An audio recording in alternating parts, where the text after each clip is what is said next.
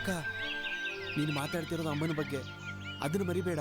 ನಾನು ನೋಡಿದ್ದೀನಿ, ನನ್ನ ಕಣ್ಮುಂದೆನೆ.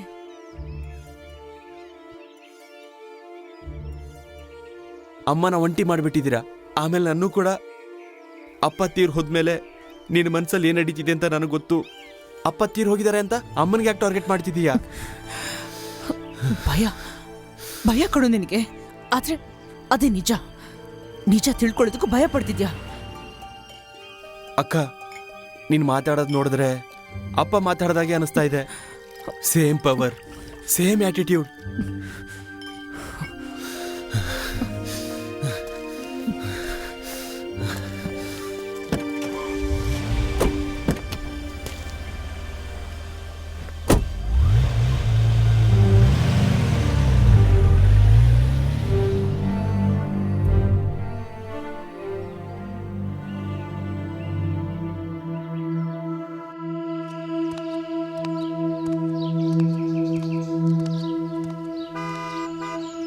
ಆಂಟಿ, ಎದ್ದೇಳಿ, ಎದ್ ಕುತ್ಕೊಳ್ಳಿ.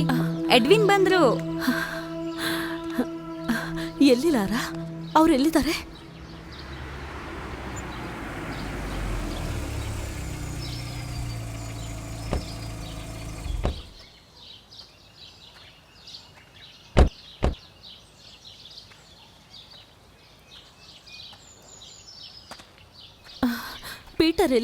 ಪೀಟರ್ ಎಲ್ಲಿ ಹೋದ?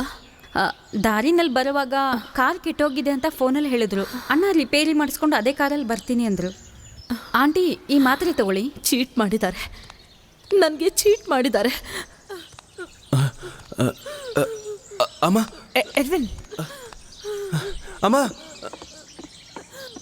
ಹೋಗ್ಲಿ ಬಿಡಮ್ಮ, ಮಗನ್ನ ನೋಡಿದ್ರೆ ಸ್ವಲ್ಪ ಸಮಾಧಾನನಾದರೂ ಆಗ್ಬೋದು. ಎಡ್ವಿನ್ ಕೂಡ ಅವಳು ನೋಡಿ ತುಂಬಾ ದಿನ ಆಗಿದೆಯಮ್ಮ, ಅವನನ್ನು ತಡಿಬೇಡ. ಅಮ್ಮ, ಎಡ್ವಿನ್, ನನಗೆ ಯಾರು ಇಲ್ಲ ಕಣೋ ಇಲ್ಲಿ. ನಿನಗೋಸ್ಕರನೇ ಕಾಯ್ತಾ ಇದ್ದೆ ನಿನ್ನ ಅಮ್ಮ. ಅಳಬೇಡ ಅಮ್ಮ.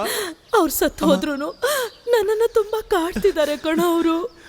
ನನ್ನ ಅಳಿಸೋದಿಕ್ಕೆ ಅಂತಾನೆ ಅವಳನ್ನ ಚೂ ಬಿಟ್ಟಿದ್ದಾರೆ ಕಣೋ ಅವರು. ಅಕ್ಕ ನನ್ನ ಹತ್ರ ಏನೇನೋ ಹೇಳಿದ್ಲಮ್ಮ, ಒಂದು ಪೀಡೆ ಕನಸ್ಕೊಂಡ ಹಾಗೆ. ಅಮ್ಮ, ಒಂದು ವಿಷಯ ನಂಗೆ ಅರ್ಥ ಆಯ್ತು. ಈ ಸಲ ನಾನು ಮನೆಗೆ ಬಂದಾಗ ಅಪ್ಪ ಸತ್ತೋಗ್ತಾರೆ ಅಂತ ಅನಿಸ್ತಾ ಇತ್ತು ಅಮ್ಮ, ಅಕ್ಕನ ಮಾತಲ್ಲಿ. ನಿಜಾನೇ ಎಡ್ವಿನ್. ಚೆನ್ನಾಗಿರೋ ನಿಮ್ಮಪ್ಪನ್ಗೆ ಏನೇನೋ ಹೇಳಿ ಅವ್ರ ಪ್ರಾಣನೇ ತೆಗ್ಬಿಟ್ಲು. ನನಗೆ ಗೊತ್ತಿದೆ ಅವಳ ಮನ್ಸಲ್ಲಿ ಏನಿದೆ ಅಂತ. ಅವಳಿಗೆ ನಾವ್ಯಾರೂ ಬೇಡ ಕಣೋ.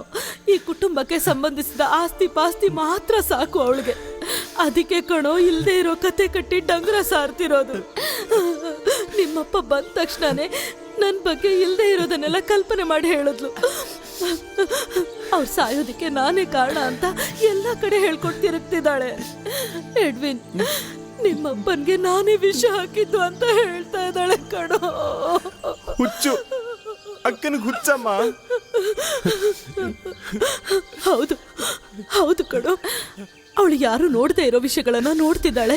ಇಲ್ಲದೆ ಇರೋ ವಿಷಯನ ಕಲ್ಪನೆ ಮಾಡ್ಕೊಂಡು ಹೇಳಿ ಎಲ್ರಿಗೂ ಕನ್ಫ್ಯೂಸ್ ಮಾಡ್ತಿದ್ದಾಳೆ. ತುಂಬಾ ವೈಲೆಂಟ್ ಆಗ್ಬಿಟ್ಟಿದ್ದಾಳೆ. ಎಡ್ವಿನ್, ಅವಳು ಕೊಡೋ ತೊಂದರೆಗಳಿಂದ ನಾವು ಬೇಗ ಪಾರಾಗಬೇಕು. ಇಲ್ಲಾಂದ್ರೆ ಅವಳು ಎಲ್ಲರನ್ನು ಕನ್ಫ್ಯೂಸ್ ಮಾಡ್ಬಿಡ್ತಾಳೆ.